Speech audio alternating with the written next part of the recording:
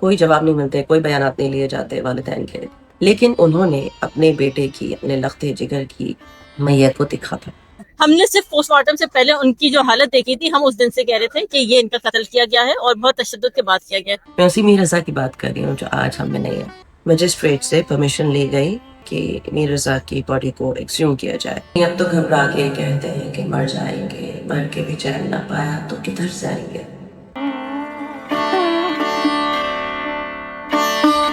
मीर ने वो कर दिखाया जो कराची की सड़कों पर बहुत कम लोग इमेजिन कर सकते थे। So I'll be honest, it's not easy to stand on a cart at this age when you know your family is watching you, your relatives, your friends, like they're sitting at a cafe probably.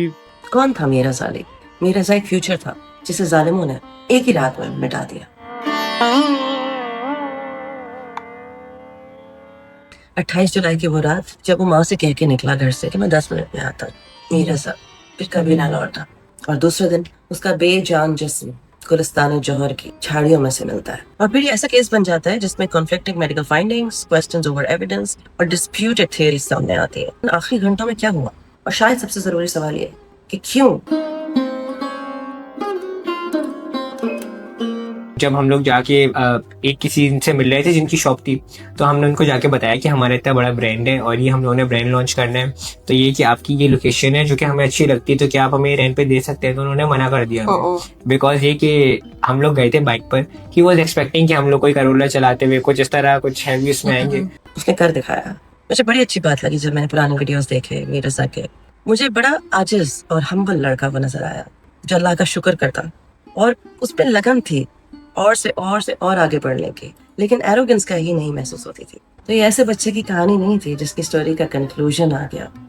ये तो वो कहानी थी जिसका अभी अगला chapter लिखा जाना था, लेकिन इससे पहले कि वो अगला चैप्टर शुरू होता, जालिमों ने किताब ही बंद कर दिया।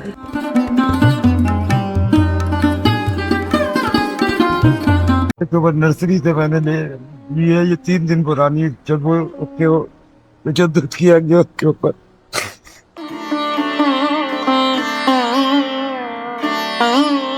हैप्पी कि सच अभी भी कहीं ना कहीं जिंदा है हमारे मुल्क में, कि जो कराची पुलिस सर्जन हैं उन्होंने कुछ कंसर्न्स रेज किए।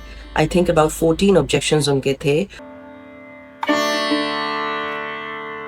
सेकंड पोस्टमार्टम जब हुआ और उसकी रिपोर्ट आई तो वो बिल्कुल ही डिफरेंट थी फर्स्ट रिपोर्ट से। अब ये समझ में नहीं आया कि फर्स्ट रिपोर्ट जल्दी में बनाई गई या जान के एविडेंस को छुपाने की कोशिश थी। पीछे का वूंड छोटा था और चेस्ट का वूंड बड़ा था जहाँ से गोली ने एग्जिट किया है।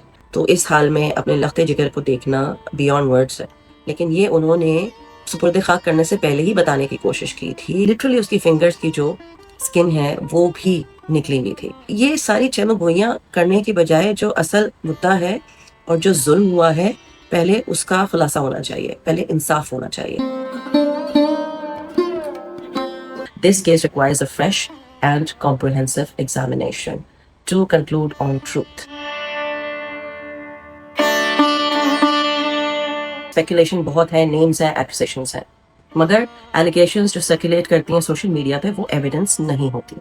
On the contrary, जो legitimate questions हैं उनके इन्वेस्टिगेटर्स को आंसर जरूर देने चाहिए। और यहाँ पर मैं वही अहम सवाल उठाना चाहती हूँ। पहला सवाल ये है कि who was Mir Raza going to meet when he left his home? What exactly happened between his last movements and the discovery of his body? Taken out of context वाला क्लिप जो है वो पूरी बात नहीं बताता। हमें कंप्लीट सीक्वेंस की जरूरत है, पूरी टाइमलाइन एक साथ सीसीटीवी फुटेज की। चौथा और बड़ा अहम सवाल, where did Mir Raza die? पांचवा सवाल मेरा ये है कि फोरेंसिक एविडेंस जो है वो क्या क्या रिवील करेगा। जो पहली मेडिकल फाइंडिंग्स थी उसमें इन्वेस्टिगेटर्स को किस बात ने लीड किया कि वो इसे सुसाइड की शक्ल देने पे बजिद थे। और इस सवाल का जवाब एविडेंस के थ्रू मिलना चाहिए, ना कि स्पेकुलेशन के through.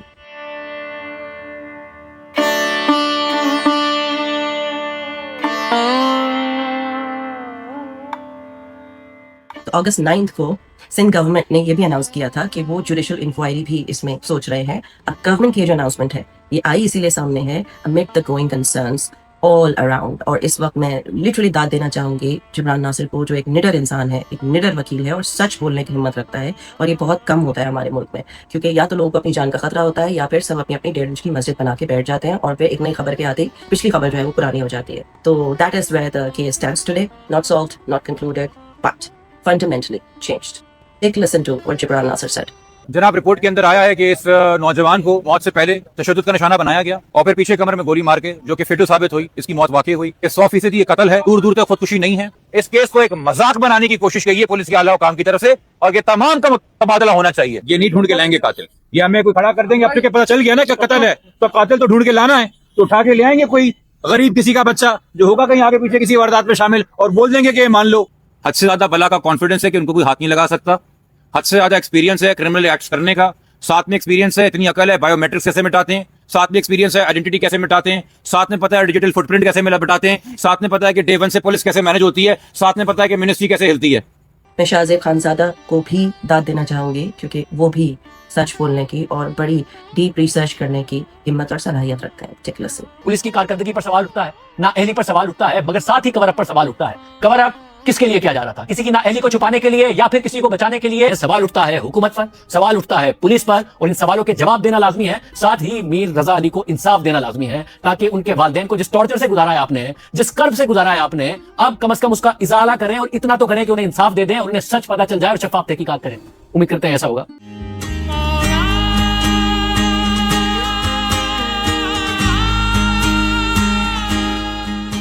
He deserves to be remembered how he lived.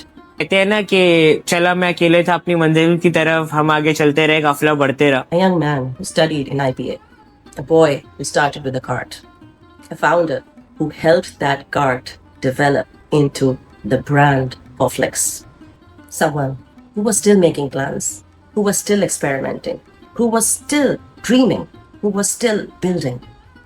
Mir रज़ा की फैमिली को जवाबात मिलने चाहिए, वो इंसाफ डिजर्व करते हैं। उन वालिदैन को जिन्होंने अपना जवान जहान लखते जिगर खो दिया, अपने हाथों से उसे कब्र में उतारा। बहुत मुश्किल है, कहना बहुत आसान है। Forensic science, digital trail, CCTV footage, इसके अलावा विटनेसेस, फैक्ट्स, ये सब चीजें उन्हें जवाब दिला सकती हैं। और सबसे बड़ी बात, एक ऐसी इन्वेस्टिगेशन जो ट्रांसपेरेंट हो, जो कोई भी लेजिटिमेट सवाल को अनआंसर्ड अधूरा ना छोड़े। अल्लाह ताला मीर रज़ा के दर्जात बुलंद फरमाए, उसे करवट करवट जन्नत नसीब फरमाए, और उसके वालिदैन को, फैमिली को वो हिम्मत और ताकत दे कि वो सब्र कर सकें इतनी बड़ी ट्रेजेडी पर। और मेरी दुआ है कि मीर रज़ा की स्टोरी अल्लाह करे कि इसे सच्चाई से हल किया जाए, इंसाफ मिले और उसमें देर ना। I hope we make history this time.